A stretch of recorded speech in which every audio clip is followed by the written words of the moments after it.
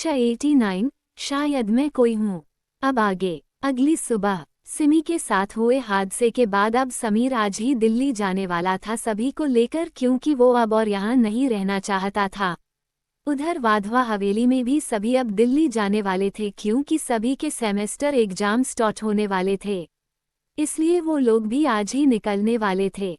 एव दिल्ली के जगह उत्तराखंड जाने वाला था अपने प्रोजेक्ट के सिलसिले में, और उसे वहां 2 दिन लगने वाले थे, इसलिए वो सात्विक के साथ उत्तराखंड के लिए निकल जाता है और उधर सभी दिल्ली के लिए निकल जाते हैं। सिमी अब लूथरा विला में ही रहने वाली थी और अनवी उसके साथ। समीर अपने जेट से सीधे अपने लूथरा विला सभी को लेकर आता है और उधर सभी वाधवा मेंशन पहुंच चुके थे, पर लड़कियों का मन सिमी और अनवी के बिना उदास था, क्योंकि वो सब इतने साल से साथ रही थी और अब ऐसे अलग हो जाने पर उन्हें अच्छा नहीं लग रहा। सिमी और अनवी को भी बुरा लग रहा था, पर अपनी फैमिली से इतने सालों के बाद मिलने की खुशी में सिमी कुछ नहीं कर सकती थी। उधर धैर्य उदास था क्योंकि सभी थे, पर मेनका वाधवा का इतने दिनों से कुछ अता पता नहीं चला था। धैर्य को पता था कि उसे उदास नहीं होना चाहिए, क्योंकि उसकी माँ कभी सही नहीं थी, पर वो उसकी माँ थी जिस वजह से वो थोड़ा थोड़ा उदास था। धनराज वाधवा अपने सारे आदमियों से पता लगवा चुके थे, पर उन्हें वो कहीं नहीं मिली थी। इधर मित्तल हाउस में जब युवराज कपूर को पता चला था कि वो लोग उसकी सिमी पर अटैक करवाए थे, उसके मना करने के बावजूद भी वो काफी गुस्से में आ चुका था और सीधे मित्तल हाउस पहुंचा था, और वहां उन लोगों का प्लान फेल हो चुका था, क्योंकि सिमी बच गई थी, जिस वजह से सनम मित्तल और उसके पिता बहुत ही ज्यादा गुस्से में थे। और उन्हें इतना तो पता चल गया था कि मेनका वाधवा के लापता होने का कहीं न कहीं वजह खुद अखंड वाधवा है। वो सब एक बार फिर से कोई अच्छा प्लान सोच रहे थे और इस बार वो सिमी को हमेशा हमेशा के लिए अखंड से दूर करने वाले थे, पर उन्हें डर भी था कि कहीं उनका प्लान फेल हुआ तो वो सब बिना मौत के मारे जाएंगे अगर अखंड को कुछ भी पता चला तो। पर तब भी वो सब प्लानिंग में लगे हुए थे और इधर सभी अपने अपने काम में बिजी हो चुके थे। सिमी भी अपने कथक क्लास जाती थी, क्योंकि उसका भी कंपटीशन आने वाला था, और कॉलेज भी जाती थी, क्योंकि सेमेस्टर एग्जाम भी नेक्स्ट वीक से स्टार्ट होने वाले थे। कायरा का अभी शूट चल रहा था, जिस वजह से वो अभी इंडिया में ही थी, पर वो इस समय मुंबई में शूट कर रही थी। सार्थक वापस दुबई जा चुका था, पर इस बीच उन दोनों की बात काफी आगे बढ़ चुकी थी और वो दोनों ही एक दूसरे से शादी करने के लिए राजी थे। कायरा भी दुबई में रहती थी, जिस वजह से गीता जी और समीर को बताकर वहीं दुबई में ही सार्थक से सच में शादी करने वाली थी। और इधर समीर अपने ऑफिस में बैठकर काम कर रहा था कि तभी उसके पास किसी का कॉल आता है। समीर के फ़ोन में शायद उस इंसान का नाम सेव था, जिस वजह से उसने जब उस कॉल को देखा तो उसके चेहरे पर मुस्कुराहट आ गई और उसने बड़ी गर्मजोशी से फ़ोन को उठाते हुए बोला, और पार्टनर कैसे हो? बड़े दिनों बाद याद आई तुमको मेरी। उसकी बात पर शायद उस इंसान ने उधर से कुछ कहा तो समीर स्माइल करते हुए बोला, क्या सच में तुम आ रहे हो आज? उधर से शायद किसी हाँ कहा होगा, तो फिर समीर उससे बोला, ठीक है फिर आज का डिनर मेरे घर पर और तुम मना नहीं करोगे? उद्धरण चिन्ह। उधर से किसी ने हाँ बोला होगा, तो समीर ने फिर कुछ देर उससे बात की, फिर कॉल कट कर दिया। उधर एव काफ़ी बिजी था उस प्रोजेक्ट में, क्योंकि वो प्रोजेक्ट काफ़ी बड़ा था और आज वो 6 महीने से उस पर काम कर रहा था। समीर भी उसका इसमें पार्टनर था और अब समीर का काम खत्म हो चुका था, जिस कारण एव को ही अब आगे के काम करने थे। वो प्रोजेक्ट उत्तराखंड के सबसे ऊंची जगह पर एक ग्रैंड होटल बनाने का था, जिसमें वकस को थोड़ी प्रॉब्लम आ रही थी, पर ये प्रोजेक्ट शायद एव के लिए बहुत ज़रूरी था। वहाँ का काम लगभग पूरा हो चुका था, बस कुछ ही काम बाकी था, चूंकि वो काफ़ी ऊंची जगह पर बन रहा था, जिस वजह से वहाँ अगर कोई उस होटल के उस आलिशान टेरेस पर खड़ा हो जाता तो कोई भी उस इंसान को देखकर कह सकता था कि वो टेरेस पर नहीं बादलों के बीच खड़ा है। एव इस समय उसी आलिशान टेरेस पर अपने दोनों पॉकेट में हाथ डाले एकटक उन बादलों को देख रहा था जो उसके आसपास उड़ रहे थे। वो जगह एव को बहुत ही ज्यादा सुकून दे रहा था। वहाँ वकस लगे हुए थे। एव का चेहरा भावहीन था।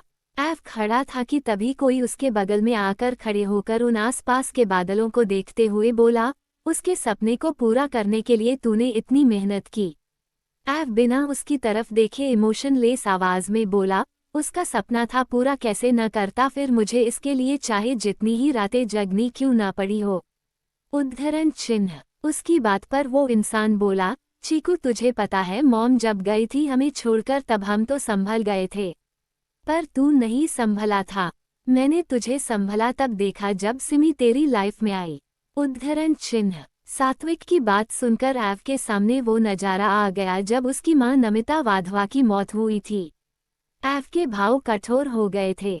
ये सब सोचकर वो अपने दांतों को भींचते हुए बोला, भार्गव वाधवा की मौत तो मेरे ही हाथों होगी, फिर वो चाहे जहां छुप कर बैठा हो। उद्धरण चिन्ह। एव की इतनी खतरनाक बात सुन सात्विक उससे बोला, परेशान मत हो, हम उसे ढूंढ रहे हैं और वो बहुत जल्द ही मिल जाएगा। उद्धरण चिन्ह। एव फिर कुछ नहीं कहता और फिर उस पल को याद करता है जब उसकी लाइफ में उसकी क्यूट सी बेबी ने कदम रखा था। हालांकि उसके फेस पर कोई भाव नहीं था, पर एक सुकून जरूर था।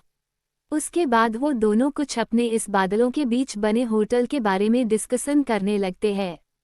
उधर रात का वक्त। वाधवा मैंशन टेरेस के एक साइड धैर्य चुपचाप बैठकर रात के उस चारों तरफ हुए सन्नाटे को सुन रहा था। उसे वहां ठंडी हवा में काफी अच्छा महसूस हो रहा था। वो एकटक उन सितारों को देख रहा था कि कोई उसके पास आकर बैठता है। धैर्य को जब किसी के बैठने की उसके पास आहट होती है तो वो अपने साइड देखता है, जहां शिवी 2 मग कॉफी पकड़े बैठी थी और एक मग उसे पास कर रही थी। धैर्य उस मग को लेकर उसे सवालिया नजरों से देखता है तो शिवी उसकी तरफ देखकर कॉफी का शिप लेते हुए बोली, क्या हुआ, ऐसे मत देखो, मेरा भी मन था यहाँ आने का तो आ गई, फिर तुम्हें देखा तो तुम्हारे लिए भी कॉफी लेकर आ गई। उद्धरण चिन्ह। धैर्य फिर उससे कुछ नहीं कहता और कॉफी पीने लगता है। शिवी उसे शांत देखते हुए बोली, बंदर क्या हुआ है तुमको, तुम इस तरह उदास क्यों हो इतने दिन से। धैर्य को आज उसके बंदर कहने से भी गुस्सा नहीं आया, उसे तो बल्कि इस बात की खुशी हुई कि शिवी को कम से कम फर्क तो पड़ता है उससे। धैर्य उससे बात छुपाते हुए कॉन्फिडेंट से बोला, नहीं ऐसी कोई बात नहीं है, मैं बस ऐसे ही थोड़ा माँ को लेकर उदास था। उद्धरण चिन्ह। वो माँ से ज्यादा अपने माँ के कर्मों की वजह से उदास था जिसे वो शिवी को नहीं बता सकता था। शिवी को धैर्य को लेकर बहुत बुरा लग रहा था, इसलिए शिवी उसे कंफर्ट करने के लिए धैर्य को प्यार से हग कर लेती है। धैर्य तो एक पल के लिए हैरान रह जाता है शिवी के ऐसे करने से, पर उसे उस ठंडे माहौल में शिवी की गर्माहट बहुत ही ज्यादा पसंद आ रही थी। वो भी बेचैन था, उसे भी प्यार भरे टच की जरूरत थी, इसलिए वो बिना देर किए शिवी को कमर से पकड़कर कसकर हग कर लेता है। उसके हग करने से शिवी और कंफर्टेबल हो गई और वो दोनों एक दूसरे की बाहों में सुकून से थे। उन्होंने भले ही अपने प्यार का इजहार नहीं किया था, पर उन दोनों की आंखों में एक दूसरे की परवाह और एक दूसरे के लिए प्यार साफ साफ दिखता था। उसी समय लूथरा विला के बाहर एक चमचमाती स्पोर्ट्स कार जो न्यू एडिशन की थी, वो उस विला के गेट के आगे रुकती है और उस स्पोर्ट्स कार का ड्राइवर बाहर निकलकर जल्दी से अंदर बैठे इंसान के लिए गेट खोलता है और उसमें से एक नौजवान हैंडसम और बेहद अट्रैक्टिव पर्सनैलिटी वाला लड़का, जिसकी उम्र लगभग 23-24 की होगी, वो एक ब्लू कलर का 3-पीस सूट पहने और स्टाइलिश लेदर शूज और हाथों में महंगी वॉच पहने बाहर निकलता है। उसके गोरे चेहरे पर एक चमक थी। वो फिर अंदर विला की ओर जाता है और उधर सिमी अपने रूम बैठकर अपने असाइनमेंट्स बना रही थी कि उसका फोन रिंग होता है। वो वीडियो कॉल था। सिमी उस कॉल को देखती है तो उसके फेस एक प्यारी सी स्माइल आ जाती है, क्योंकि वो इतने दिनों से ऐब से न बात की थी और न ही उसे देखा था, जिस वजह से वो कहीं न कहीं थोड़ी सी उदास थी और ऐब बिजी था। और जब वो आज फ्री हुआ तो वो अपनी लिटिल वाइफ के पास सीधे वीडियो कॉल किया, क्योंकि वो भी तो तड़प ही रहा था सिमी को प्यार करने के लिए, उसे अपनी बाहों में सुकून से भरकर सोने के लिए। सिमी जिस हालत में थी उसी हालत में कॉल को पिक करती है तो उसके सामने ऐब का बेहद अट्रैक्टिव और चार्मिंग सा फेस दिखता है, पर उसके फेस पर कोई भाव नहीं था। पर जब वो अपनी लिटिल वाइफ को देखता है तो उसके फेस पर एक हल्की सी स्माइल आ जाती है, क्योंकि सिमी में अपने कल बालों का बन बनाया हुआ था, जिसमें से कुछ बाल उसके फूले हुए गाल पर भी थे, और मुंह में अपने उसने पेन को डाल रखा था क्योंकि उसने जल्दी जल्दी में कॉल उठाया था। वो बहुत क्यूट सी डॉल लग रही थी। वो जब एव को देखती है तो अपने पेन को मुंह से निकालकर उससे क्यूट सी आवाज में बोली, आपने डिनर किया? एव उसके छोटे से गुलाबी होठों को गहरी नजरों से एकटक देखते हुए बोला, हम खा लिया, पर मुझे मीठे में कुछ और भी खाना था। उद्धरण चिन्ह। सिमी उसकी डबल मीनिंग बात को न समझते हुए अपने फूले हुए गालों पर एक पाउट बनाते हुए बोली, अच्छा तो खाया क्यों नहीं? एव सिग्नेचर स्माइल करते हुए उसके होठों की तरफ इशारा करते हुए बोला, अभी वो दूर है मुझसे, पर बहुत जल्द मैं उस मीठे को अच्छे से खाऊंगा। उद्धरण चिन्ह। सिमी को जब उसका इशारा समझ आता है तो उसके गाल शर्म से लाल हो जाते हैं, और वो अपनी नजरें झुकाते हुए धीरे से खुद से बोली, ओह गॉड, ये मॉन्स्टर भी न, इन्हें जरा सी भी शर्म नहीं है। वो खुद से ही कह रही थी कि उसे एव की मैग्नेटिक आवाज सुनाई देती है जो कह रहा था, लिटिल वाइफी, तुम मेरी क्यूट सी वाइफी हो तो मुझे शर्म करने की कोई जरूरत नहीं है। उद्धरण चिन्ह। सिमी उसकी बात पर कुछ भी नहीं कह पाए और एव एकटक उसके चांद से चेहरे को देखने लगा। दोनों खामोश थे। सिमी की बड़ी बड़ी पलकें झुकी हुई थी और एव उसे बड़े ही प्यार से देख रहा था। उसे इस वक्त सिमी को जी भरकर प्यार करने का मन कर रहा था, पर वो अभी काम में फंसा था जिस वजह से वो चाहकर भी नहीं जा सकता था। सिमी और वो दोनों खामोश थे कि कोई सिमी के गेट के बाहर नॉक करता है, और सिमी हड़बड़ाते हुए एव से बोली, शायद कोई है, अब मैं रखती हूँ, बाय। एव सिमी को जाने नहीं देने वाला था, पर उसे भी आज सारी रात जागकर काम करना था, जिस वजह से वो फिर उसे अपना ध्यान रखने को बोलकर कॉल काट कर देता है। और वैसे भी एव ने सिमी के पीछे अपने गार्ड्स लगा रखे थे कि सिमी को कोई परेशानी या किसी चीज की जरूरत हो तो वो उसे तुरंत वो चीज ला कर दे। सिमी जल्दी से कॉल कट करके गेट खोलती है और सामने देखकर घबरा जाती है। तो कौन आया है समीर की यहाँ, और क्या प्लान बना रहे हैं युवराज कपूर और Sanam Mittal? 90 why are you stopping me? Simi जब अपने सामने खड़े इंसान को देखती है तो वो थोड़ी हड़बड़ा जाती है, क्योंकि सामने समीर उसे ही खड़े होकर देखे जा रहा था। सिमी को ऐसे हड़बड़ाते देख स्माइल करते हुए बोला, क्या हुआ बच्चा, तुम ऐसे घबरा क्यों रही हो? सिमी को यही लग रहा था कि शायद कहीं उसके भाई ने एव से बात करते तो नहीं सुन लिया, जिस वजह से वो थोड़ा घबरा गई थी।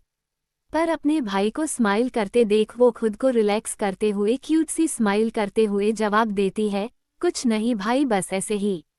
समीर को उसकी बात अजीब लगती है, पर वो उससे ज्यादा कुछ न बोलते हुए बस इतना बोला, अच्छा ठीक है, अब चलो डिनर करते हैं। उद्धरण चिन्ह। सिमी हमें सर हिलाकर अपने भाई के बाहों में हाथ डालकर प्यार से नीचे जाने लगी। दोनों भाई बहन एक दूसरे पर जान देते थे। वो दोनों जब सीढ़ियों से उतर रहे थे कि तभी एक नौकर एक इंसान को लेकर अदन आ रहा था। समीर जो सिमी के साथ नीचे आ रहा था, वो जब सामने उस इंसान को देखता है तो उसके फेस पर एक स्माइल आ जाती है, और वो उसके पास जाकर उसे वेलकम करते हुए बोला, वेलकम यार, मुझे तुम्हें यहाँ देखकर बहुत खुशी हुई। उद्धरण चिन्ह। ये कहकर वो उससे गले मिलता है, और वो इंसान भी उससे बड़े ही खुशी के साथ गले मिलता है। फिर दोनों अलग होते हैं और वो इंसान हंसते हुए बोला, मुझे भी बहुत खुशी हुई यहाँ आकर, I am very glad to come here and meet you and your sweet family. Sameer उसे अंदर ले जाते हुए स्माइल करते बोला, ये ऑफ कोर्स, मैं तुम्हें चलो सबसे मिलाता हूँ। उद्धरण चिन्ह। ये कहकर वो उसे सबसे पहले अपने पास खड़ी अपनी क्यूट सी बहन से मिलवाते हुए बोला, hey meet my cute little sister Simhika. Simi जो आराम से वहीं खड़ी होकर उन लोगों को बेफ्रीकी से देख रही थी। जब समीर उससे उस अनजान से मिलवाता है तो सिमी क्यूट सी स्माइल करते हुए उससे हेलो बोलती है, और वो इंसान जब समीर के पीछे खड़ी उस छोटी सी क्यूट लड़की को देखता है तो बस देखता ही रह जाता है। वो तो इसके हेलो का जवाब भी देना भूल जाता है, और समीर फिर जब सिमी से उस इंसान को मिलवाता है तब जाकर वो लड़का होश में आता है। और समीर सिमी से उस लड़के को मिलवाते हुए बोला, बच्चा इनसे मिलो, ये मेरा बिजनेस पार्टनर और मेरा क्लोज फ्रेंड तुषार दीवान है। हम दोनों जिनेवा के एक पार्टी में मिले थे और वहीं हम दोनों काफ़ी अच्छे दोस्त बन गए। तुषार दीवान जो टेक्सटाइल कंपनी का सीईओ और देश विदेश का जाना माना बिजनेसमैन, जिसने विदेश में अपना अच्छा खासा बिजनेस फैलाने के बाद अब अपने नेटिव प्लेस इंडिया आया था और दिल्ली में ही अब सेटल हो चुका था। उसकी यहाँ भी खुद की कंपनी थी। उसकी फैमिली में सिर्फ उसकी माँ ही थी। तुषार दीवान सिमी से स्माइल करते हुए अपने एक हाथ को आगे बढ़ाकर उससे हैंड शेक करता है और सिमी भी नॉर्मल वे में उससे हाथ मिला लेती है। वो लोग बात ही कर रहे थे कि गीता जी जानकी जी और गिरधर जी को रूम से लाते हुए अन सबसे बोली, चलो बच्चों डिनर करते हैं। उद्धरण चिन्ह। वो तुषार को पहले से ही जानती थी, जिस वजह से तुषार ने स्माइल करते हुए उनके पास जाकर उनके पैर छूता है और फिर दादा दादी जी के भी पैर छूता है। वो सब खुश होकर उसे आशीर्वाद देते हैं। गीता जी ने दादा दादी जी को सब कुछ पहले ही बता दी थी कि आज समीर का एक फ्रेंड आने वाला है, जिस वजह से वो भी ज्यादा उससे कुछ नहीं पूछते और फिर सभी डाइनिंग हॉल में गए। सिमी जल्दी से जाकर अपने दादा दादी जी के साथ बैठ जाती है और फिर जानकी जी उसे अपने हाथों से खाना खिलाने लगती है और सिमी भी उनके हाथ से प्यार से खाने लगती है। सभी अपना अपना डिनर करने लगते हैं और समीर बीच बीच में तुषार के साथ अपनी कुछ पुरानी बातें भी कर रहा था और दोनों काफी खुश भी थे। पर तुषार की तो नजरें बार बार सिमी की उन क्यूट क्यूट हरकतों पर कर रही थी जो अपने दादा दादी जी के साथ खाना खाते हुए कर रही थी। वो उसकी खूबसूरती में जैसे खो सा गया था। उसकी नज़रों में सिमी के लिए एक अलग ही इमोशन दिखने लगा था, पर उसकी नज़रों में सिमी को लेकर कोई गंदी फीलिंग्स नहीं थी। पर वो उसे काफ़ी प्यार से बार बार देखे जा रहा था और सिमी आराम से खिलखिलाते हुए अपना डिनर कर रही थी। समीर और बाकी सब भी अपना डिनर कर रहे थे, जिस वजह से किसी ने भी तुषार को नोटिस नहीं किया था। कुछ देर बाद सभी डिनर करके उठ जाते हैं। फिर कुछ देर बाद तुषार उन सब के साथ अच्छा सा टाइम स्पेंड करके अपने बंगले की तरफ निकल जाता है। पर वो वहाँ से अकेला नहीं गया था। उसने अपने दिल में सिमी के लिए बहुत से इमोशन लेकर गया था। वो बहुत खुश था और उसने ये तक सोच लिया था कि वो एक बार तो जरूर समीर से सिम्हिका के लिए बात करेगा। अगली सुबह university of business management next week से एग्जाम थे, जिस वजह से चारों तरफ लोग सिर्फ पढ़ाई ही कर रहे थे और टीचर्स भी सभी को एग्जाम के लिए टिप्स दे रहे थे। सिमी अपने नोट्स में उलझी हुई थी और सभी अपने अपने पढ़ाई में बिजी थे, पर शिवी और धैर्य के बीच तो विश्व युद्ध मचा हुआ था। वो दोनों साथ ही बैठे थे और एक क्वेश्चन पर दोनों लगातार बहस कर रहे थे और एक दूसरे को बंदर और बंदरिया बोले जा रहे थे। और वहां बैठी सिमी, अनवी, अहाना, चिक्की सभी उन दो पागलों को लाचारी से देख रहे थे।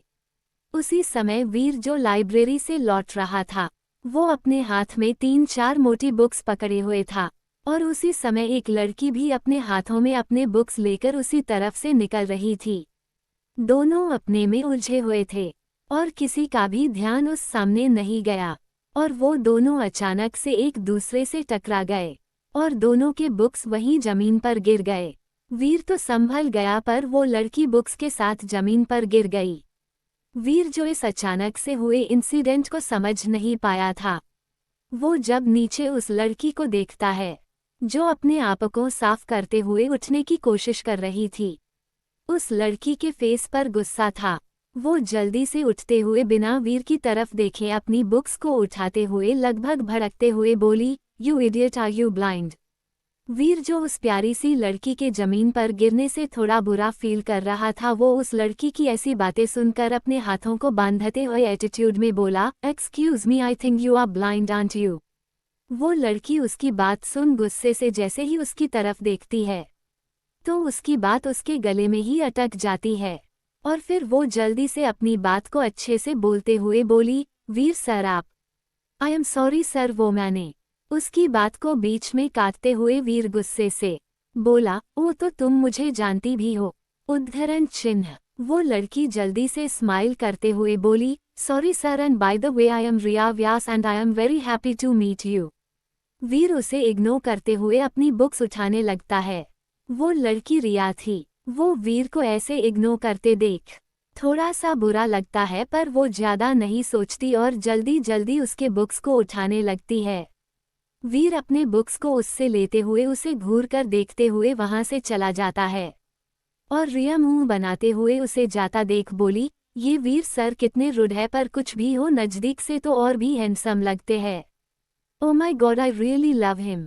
ये कहकर वो खुद में ही मुस्कुराने लगती है, फिर अपने बुक्स को लेकर अपने क्लास में चली जाती है। धीरे धीरे करके सारी क्लास खत्म हो जाती है और फिर सब अपने अपने घर के लिए निकल जाते हैं। सिमी और अनवी लूथरा विला के लिए निकल जाती है, क्योंकि अब अनवी उसके साथ ही रहने वाली थी। वहां समीर ने उसके लिए भी एक अलग रूम बनवाया था। सभी अपने अपने घर के लिए फिर निकल जाते हैं। इसी तरह धीरे धीरे शाम हो जाती है और सिमी अपने पढ़ाई में बिजी रहती है। अनवी भी अपने स्टडी में बिजी रहती है। रात में सभी डिनर करके अपने अपने रूम में जाते हैं। सिमी कुछ देर एक सॉन्ग लगाकर अपने कथक की प्रैक्टिस करती है। फिर वो शॉवर लेने जाती है। शॉवर लेने के बाद वो एक बार अपने फ़ोन को देखती है। आज उसके मॉन्स्टर का न कोई कॉल था और न कोई वीडियो कॉल। सिमी फिर एक गहरी सांस लेकर फ़ोन को वहीं कॉफ़ी टेबल पर रखकर बेड पर लेट जाती है। आज तीसरा दिन था एव का सिमी से दूर रहने का। अब तक रात के 11 बज चुके थे। सिमी करवट बदलते हुए सो चुकी थी। उसके सोने के बस 15 मिनट बाद ही सिमी ज़्यादा गहरी नींद में नहीं थी और उसे ऐसा फील होता है कि कोई उसकी कमर पर अपनी पकड़ बना रहा है। सिमी घबराते हुए अपनी आंखें खोल देती है और जैसे ही अपने सामने देखती है तो हैरानी से उसकी चीख निकलते निकलते ही रुक जाती है, क्योंकि उसके मुंह पर किसी का बड़ा सा हाथ आ चुका था। सिमी अपनी आंखें बड़ी बड़ी करते हुए उसका हाथ अपने मुंह से हटाते हुए धीरे से बोली, अभी आप यहाँ कब और कैसे आए? और आप तो यहाँ नहीं थे ना, आप कहीं गए थे है न? एव उसे सीधे फिर लेकर सो जाता है।